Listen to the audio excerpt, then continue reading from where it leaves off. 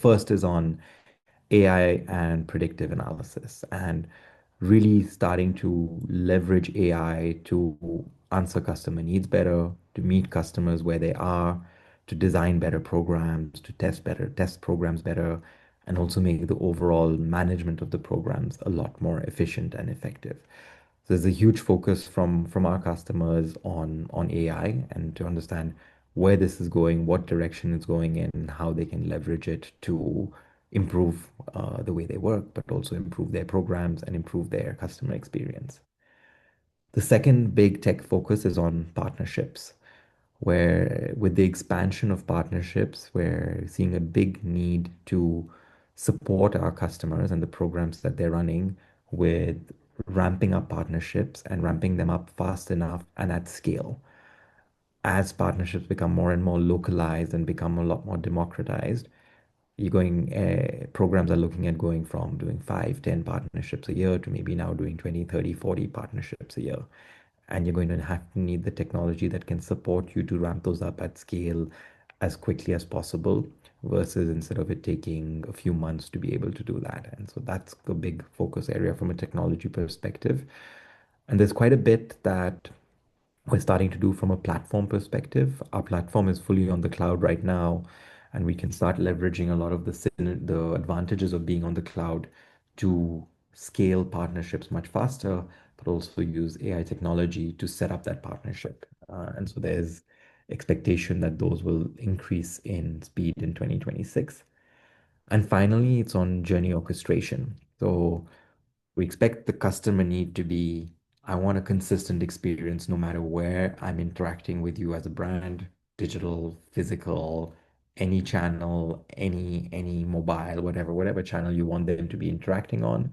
And you're going to have to orchestrate that journey in a consistent manner, from an end-to-end perspective, keeping their preferences in mind, keeping their context in mind, and really knowing who they are. And so big focus on journey orchestration as well next year to help drive personalization forward in a really industrialized manner. If we were to sort of look at what the key terms for 26 is going to be, it's going to be around data and personalization. And the two of them obviously hang together.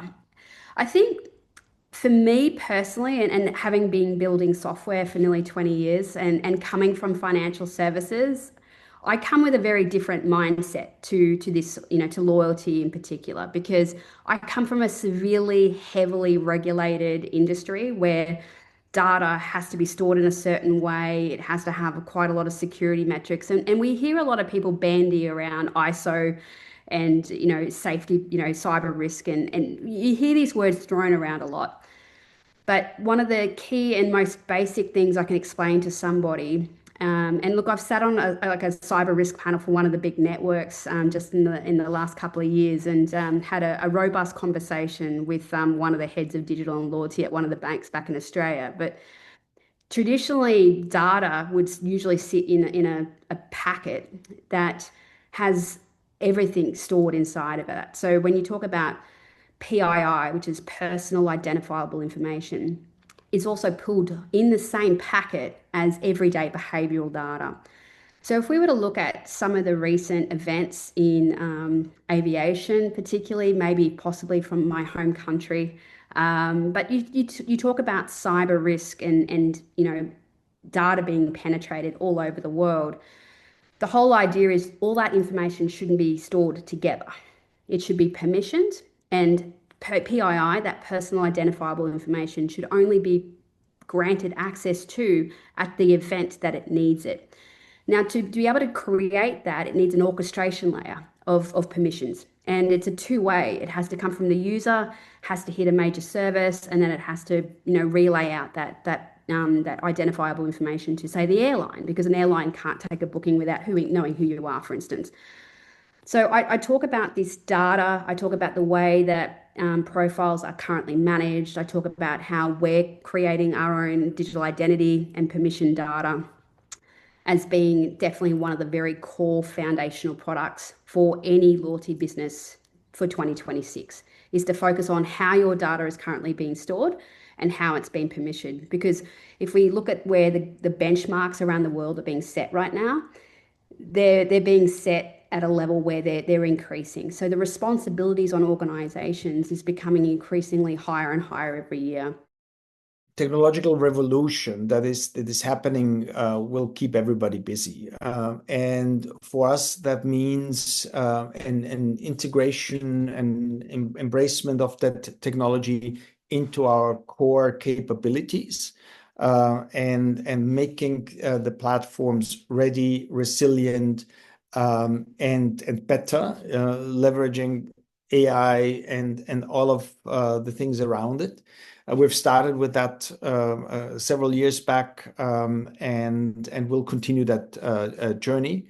At the same time, user experience is important. And again, it comes with new opportunities that you have in delivering user experience by the use of agents in various forms in the customer flows, but also in the back office flows. So those are some of the focus areas that you'll see happening in 2026 at IBS. It's probably unsurprising that I would say that kind of key technology in 26 is going to be AI and how we leverage that for our programs.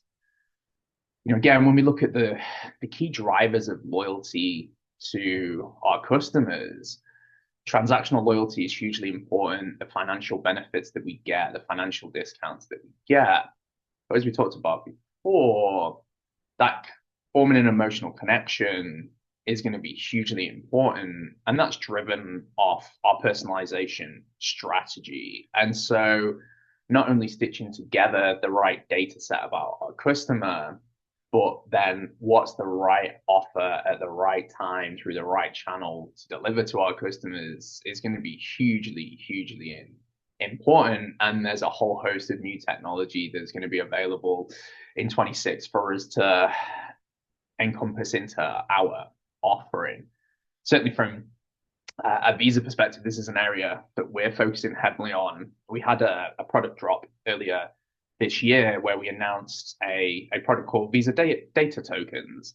And this is all about how can we form almost like a consumer DNA of the customer? How can we take all of their spending behavior and then form real-time signals using predictive AI to get ahead of what that customer needs to purchase and when they want to purchase it?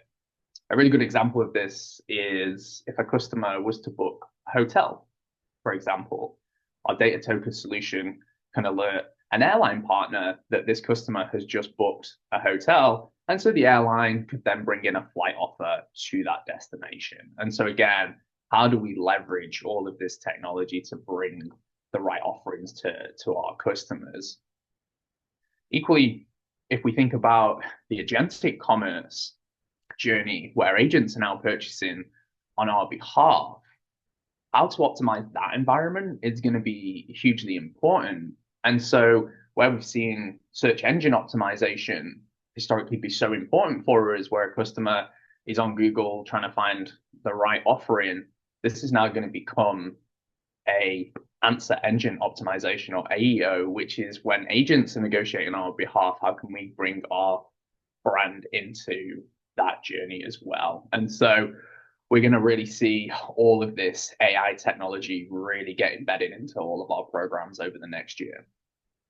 I expect a key area of focus to be economic modeling and dynamic program optimization. Given the market conditions we're facing, tight budgets, rising acquisition costs, and increasingly selective consumers, brands need sophisticated tools to understand the true economics of their loyalty programs. So solutions like we happen to have our Clary AI Insight and Advanced Analytics engine is an example that enables brands to model different loyalty scenarios, forecast the returns that they would get, and then optimize their investments based on evolving customer expectations and behaviors. And what's particularly powerful is that the use of synthetic data to test and refine strategies before you deploy them is extremely beneficial. You can model out different approaches to retention, evaluate which initiatives will deliver the best return, and understand how to create more relevant experiences for members while maintaining sustainable financials for the brand. That's the key. So it's really a dual benefit. Members get personalized experiences and genuine value, and brands get programs that drive the desired behaviors they need to see and are economically viable long term. Our top focus area, it is mostly on AI and in the ecosystem. It's something we've been working on internally, but with a lot of power, because the AI-powered decisioning and real-time personalization, we think that it's one of the most important parts of 2026. And also the APIs first platforms for fast integration across different partners and corporate systems. As I told you before, we have a lot of new industries coming into our clients. So we need to shift that. And also the gamification engines and the challenge-based engagement, because it needs to be not only a normal type of gamification, but something that really gives the return of investments to the clients. Also, a really good trend that we've been seeing is the tokenized points and the digital wallets for the instant value. We think that it's something really important. And the advanced dashboards and analytics with each and every one of the participants of the program and of the clients. And well, mostly, but this is something we have since we started, is the security and the fraud prevention. Because, well, if you give more security to your clients, of course, they will trust you more, and that's something we can give. Technologies and features in 2026, again, you could take a pick. There are so many new propositions in the market or capabilities. Let's just cover the AI straight off. We know that that's got components, or AI components within the loyalty space are going to be hugely popular. I think that most of the challenge for organizations are going to be picking the ones that are actually going to work. Agentic AI and you putting those to useful work is something we're going to see a surgence in. There are other areas. I think we're probably going to start seeing a higher level of sort of integration into, I guess, what you could call a loyalty wallet space. So loyalty programs effectively letting go of their own entities and allowing users to kind of aggregate a single picture of where all of their loyalty is. And we know we have lots of loyalty cards, lots of loyalty programs. So why can't we take a single view? And we might see a big play in that space, coming forward. So I think those are two key to watch. One other that I will add is we haven't talked about kind of blockchain for a very long time. And I think blockchain is kind of hiding around the corner as a capability as we decentralize and regulate more loyalty, because loyalty used to be so opaque for everybody and it's now becoming just really transparent. And as that happens, the blockchain capability that could come into play could be really super powerful. So that's definitely one to watch. Technology is a really interesting one. The whole bit of what they're calling e-commerce, so the agentic part of it.